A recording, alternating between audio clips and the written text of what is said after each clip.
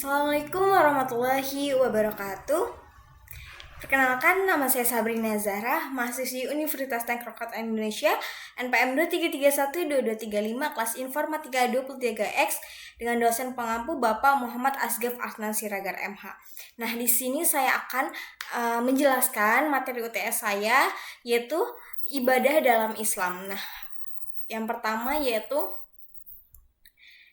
definisi ibadah. Nah, ibadah ini secara bahasa atau etimologi berarti merendahkan diri secara tunduk, sedangkan menurut syarah atau terminologi, ibadah mempunyai banyak definisi. Tetapi makna dan maksudnya satu, yaitu antara lain adalah yang pertama, ibadah adalah taat kepada Allah Subhanahu wa Ta'ala dengan melaksanakan perintahnya melalui lisan para rasulnya.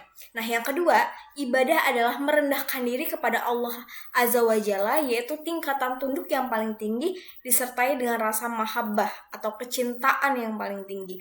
Nah, yang ketiga, ibadah adalah sebutan yang mencangkup seluruh apa yang dicintai dan diridhoi Allah Azza wa Jalla, baik berupa ucapan ataupun perbuatan yang zahir maupun yang batin. Yang ketiga ini adalah definisi yang paling lengkap.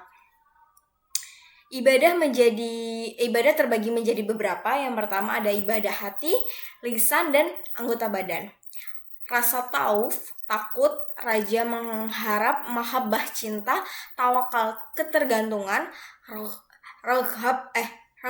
raghbah, senang, dan rahbah, takut, adalah ibadah qalbiyah yang berkaitan dengan hati, sedangkan tasbih, tahlil, takbir, dan tahmid dan syukur dengan lisan dan hati adalah ibadah lisaniyah qalbiyah, lisan dan hati, sedangkan sholat, zakat, haji, jihad adalah ibadah badaniyah qalbiyah, yaitu fisik dan hati. Serta masih banyak lagi macam-macam ibadah yang berkaitan dengan amalan hati, lisan, dan juga badan. Nah, ibadah inilah yang menjadi tujuan penciptaan manusia, sebagaimana Allah berfirman, dan aku tidak menciptakan jin dan manusia melainkan supaya mereka beribadah kepadaku.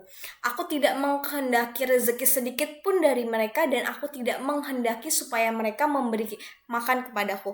Sesungguhnya Allah dialah Maha Pemberi rezeki yang mempunyai kekuatan lagi yang sangat kokoh. Surat Az-Zariyat ayat 56-58. Nah, Allah Azza wa Jalla ini memberitahu bahwa hikmah penciptaan jin dan manusia adalah agar mereka melaksanakan ibadah hanya kepada Allah Subhanahu wa Ta'ala. Allah Maha Kaya, tidak membutuhkan ibadah mereka, akan tetapi merekalah yang membutuhkannya.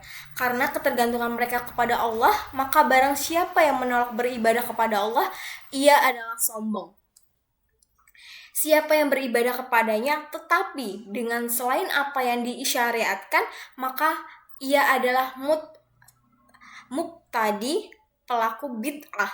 Dan barang siapa yang beribadah kepadanya hanya dengan apa yang disyariatkannya, maka ia adalah mukmin muwahhid yang mengesahkan Allah. Nah, yang kedua yaitu pilar-pilar ubudiyah yang benar. Nah, sesungguhnya ibadah itu berlandaskan pada 3 pilar pokok, yaitu hub, cinta, khauf, takut, dan raja, harapan. Rasa cinta harus disertai dengan rasa rendah hati, sedangkan khauf harus dibarengi dengan raja. Dalam setiap ibadah harus terkumpul unsur-unsur ini. Allah berfirman tentang sikap hamba-hambanya yang mukmin, Dia mencintai mereka dan mereka pun mencintainya.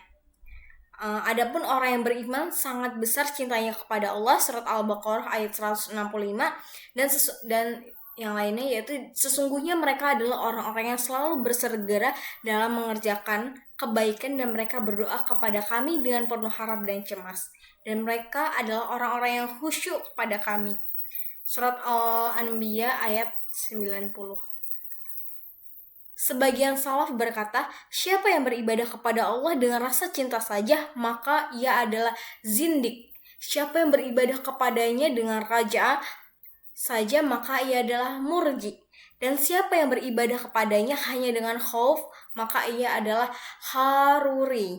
Barang siapa yang beribadah kepadanya dengan hub, khauf, dan raja, maka ia adalah mukmin muwahhid.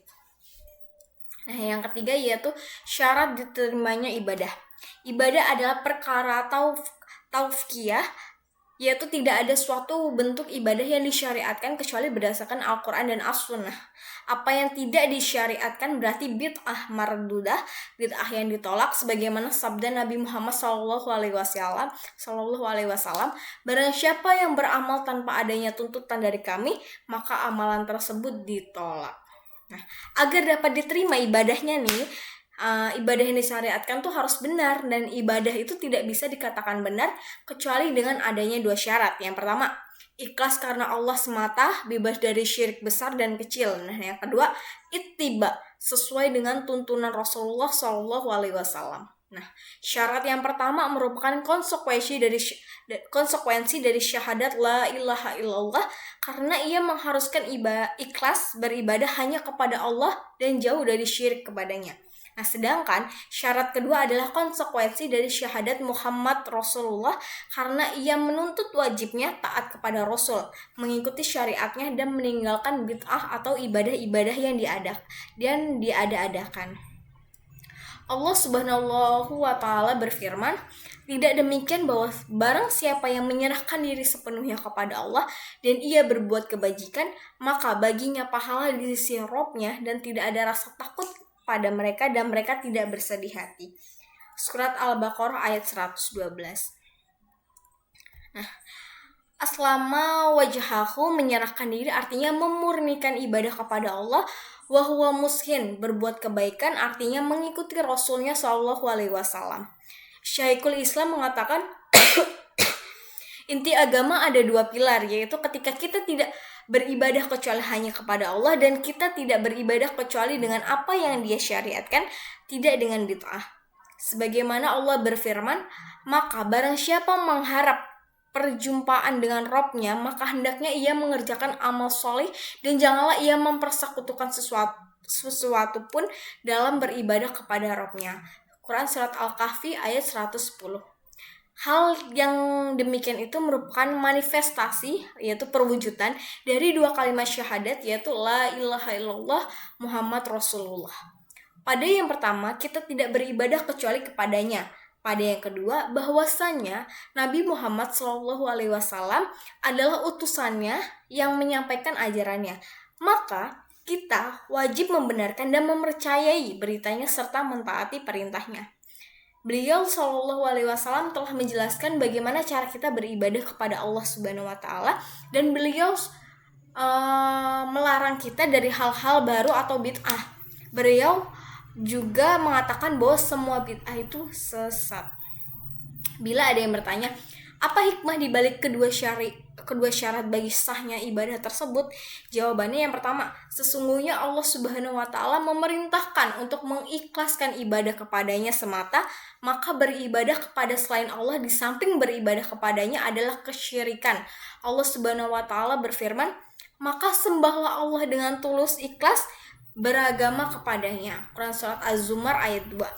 Nah, yang kedua yaitu sesungguhnya Allah mempunyai hak dan wewenang tasyri', memerintah atau melarang. Hak tasyri' adalah hak Allah semata, maka barang siapa beribadah kepadanya bukan dengan cara yang diperintahkannya, maka ia telah melibatkan dirinya di dalam tasyri'. Yang ketiga yaitu sesungguhnya Allah telah menyempurnakan agama bagi kita, maka orang yang membuat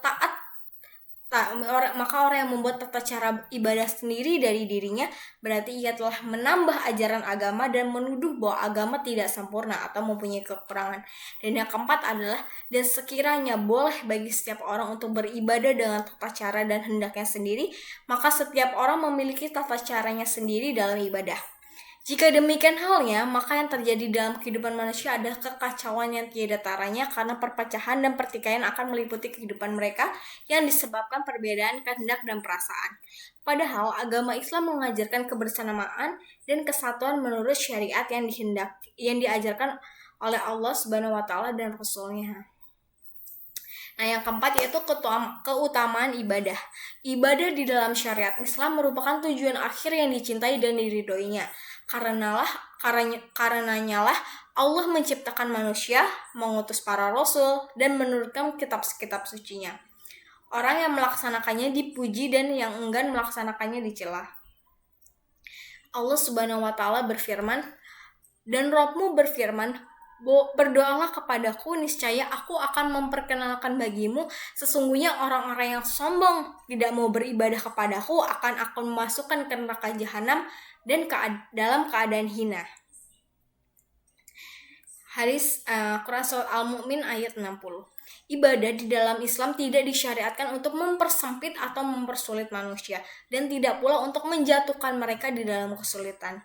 Akan tetapi ibadah itu disyariatkan untuk berbagai hikmah yang agung, kemaslahatan besar yang tidak dapat dihitung jumlahnya, dan melaksanakan ibadah dalam Islam semua adalah mudah.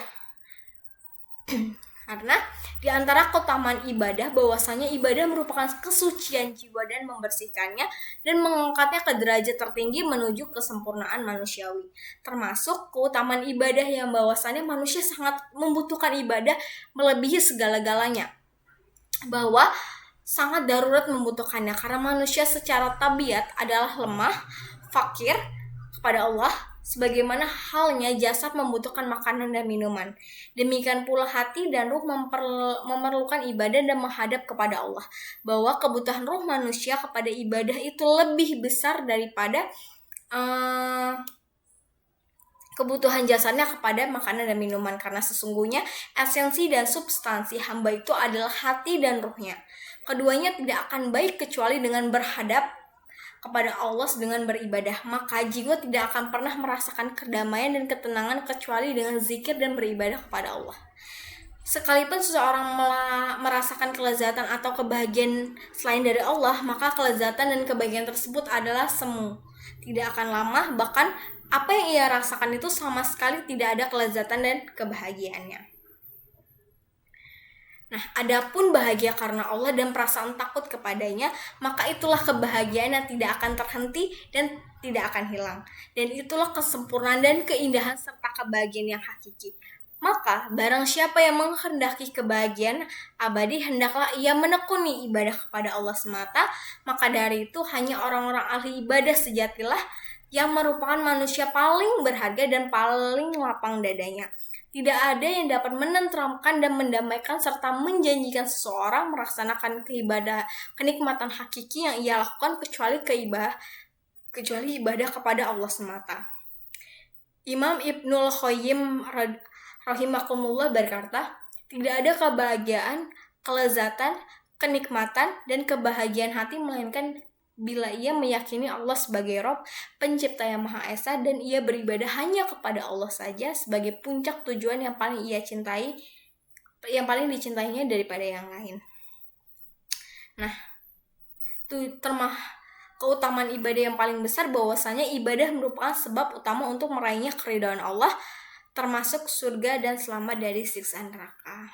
Nah, demikian tugas UTS materi ibadah dalam Islam yang dapat saya sampaikan. Kurang lebihnya saya mohon maaf. Saya akhiri. Assalamualaikum warahmatullahi wabarakatuh.